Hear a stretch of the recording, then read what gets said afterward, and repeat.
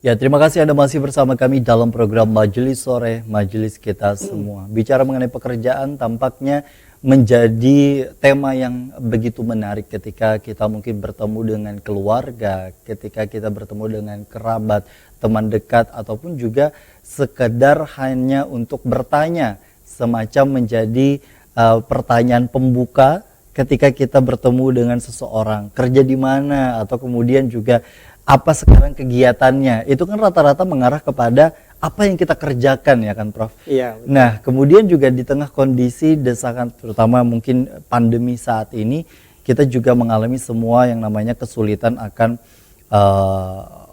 situasi dan kondisi di mana orang mungkin juga ada yang kena PHK, kemudian juga banyak sekali yang memang dituntut untuk bisa memutar otaknya agar tetap bisa bekerja. Sebenarnya kalau kita sekali lagi mengarah kepada kata bekerja, Prof. Bekerja di sini kan memang tidak dibatasi sebenarnya. Ya. Apapun itu yang kita kerjakan, asalkan bisa mendatangkan rezeki yang halal sekali lagi. Ya.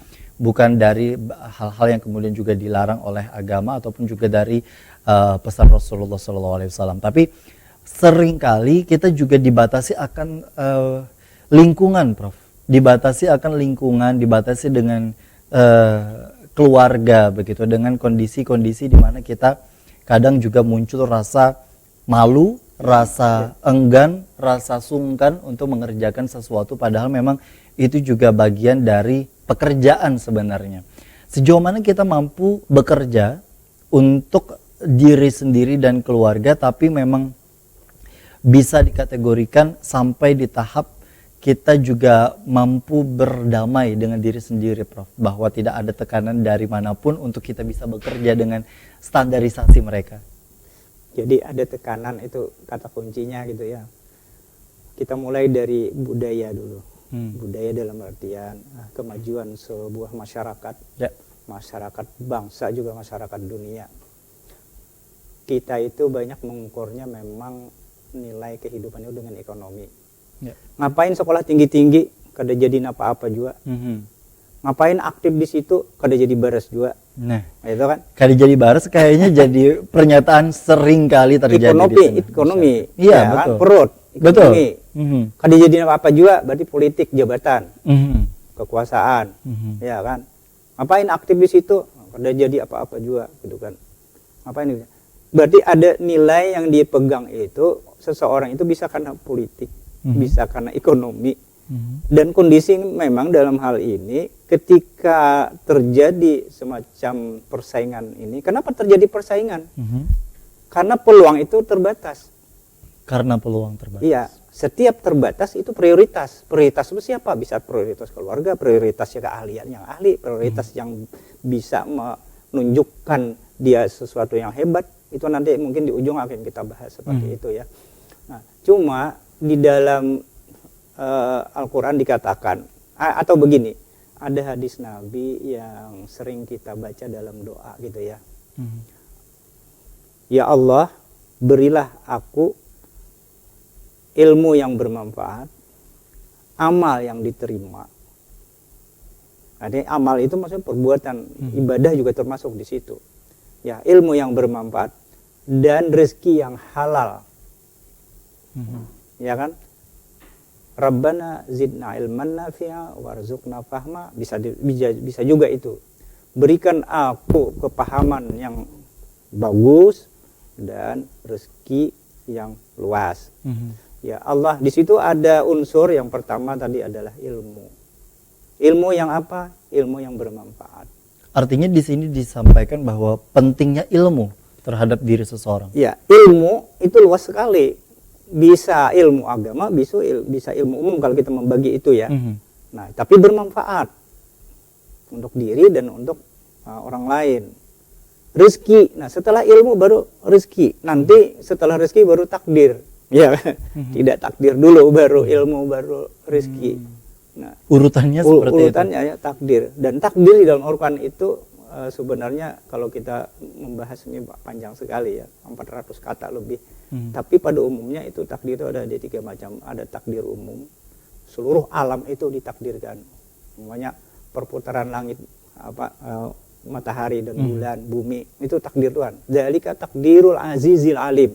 Alam itu diatur oleh Tuhan dengan ketetapan, dengan sunatullah yang pasti, tidak bisa. Kalau dirusak baru nantinya bisa kiamat kan gitu. Kalau dirusak. Nah kemudian ilmu takdir yang untuk manusia itu biasanya digunakan kata qadha gitu ya. Wa qadha dan kata-kata jadiannya gitu. Bisa juga nantinya untuk itu tadi umum ya. Dan ada yang khusus memang untuk manusia saja. Untuk manusia saja. Nah, untuk manusia saja nanti namanya tentang musibah. Apakah ada kaitan antara efek dari ini? Terkait dengan rezeki tadi. Orang itu sudah ahlinya, ketika tes ada sesuatu yang salah namanya. Entah karena jawabannya itu ada yang melenceng 1, 2, atau dia tidak punya koneksi. Setelah wawancara, dia lulus tinggi wawancara, oh ternyata dia komunikasinya kurang bagus. Ternyata apa tadi yang namanya self confidence-nya kurang bagus, ya, keyakinan dirinya. Oh ternyata dia kurang bersosial. Ada orang yang sangat pintar, tinggi apa segala, ketika dites, oh dia tidak pernah berorganisasi, sehingga dia tidak bisa melakukan komunikasi untuk di bidang pemasaran, umpamanya. Itu kan penting gitu. Nah, atau dia umpamanya ternyata tadi yang seperti kita bicarakan tadi, orang ini minder, umpamanya. Gara-gara dalam keluarganya dia selalu ditekan. Paharapnya nih, pembisanya nih, juga kan? Pemintarnya, manuha nih, apa segala macam-macam itu, sehingga dia tertekan. Dan terpola akhirnya. Terpola akhirnya dia jadi anak manis terus, tidak kreatif, tidak ada inovasi. Nah, sebuah perusahaan itu sangat memerlukan orang yang punya keyakinan diri, yang punya komunikasinya bagus, bersosial bagus, dan teamworknya bagus dia kan, dan kemudian kerjanya profesional. Nanti ada ayat yang menyatakan seperti itu yang akan kita bicarakan. Tapi bagaimana tadi persaingan? Persaingan itu ada yang fair, ada yang tidak fair. Di dunia atau negara berkembang itu memang agak susah untuk murni fair. Tetapi di dunia atau di negara yang sudah pada sarjana semua, tidak lagi dilihat dari dia S1, S2, S3, yang S3 profesor itu hanya di perguruan tinggi. Tapi ada, umpamanya kita ada yang tidak sarjana, tapi dia menjadi rektor PBB di Jepang, umpamanya. Ada orang Indonesia itu dulu. Hebat, itu kehebatannya luar biasa. Nah, jadi orang tidak mengukur di situ lagi. Tapi untuk di tempat kita, memang masih budaya yang sungkan, budaya ini nggak bisa, nanti saya nggak bisa pulang kampung nanti kalau tidak meluluskan dia banyak. Nah itu macam-macam tuh anunya. Karena kita juga masih memberikan standarisasi bahwa administrasi dirasa perlu begitu ya Prof. Karena ketika misalkan kita menerima ataupun juga membuka lamaran pekerjaan dan lain sebagainya, pasti di sana sudah tertera akan persyaratan dan ketentuan, sehingga ketika sudah di luar dari persyaratan dan ketentuan mungkin dirasa cukup sulit begitu untuk bisa mengikuti ke tahap selanjutnya. Tapi terlepas dari itu semua Prof, banyak juga dari kita untuk kemudian juga ketika sudah bekerja di satu tempat, kemudian juga merasa tidak sesuai dengan apa yang kemudian juga didapatkan. Kita bicara mungkin mengenai hak dan kewajiban. Ketika kita sudah menjadi seorang pekerja, tentu ada kewajiban dan kemudian juga ada haknya begitu.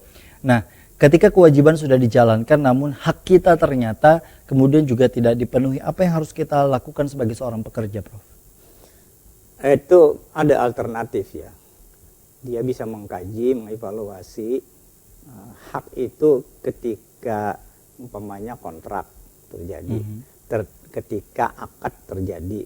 Nah, kalau di luar dari garis yang ditetapkan, dia biasanya ada pasal-pasal. Itu kalau yang resmi. Kalau yang tidak resmi, ya akhirnya banyak memang terjadi. Udah biarlah daripada saya tidak dapat pekerjaan lain, kan gitu kan? Ya akhirnya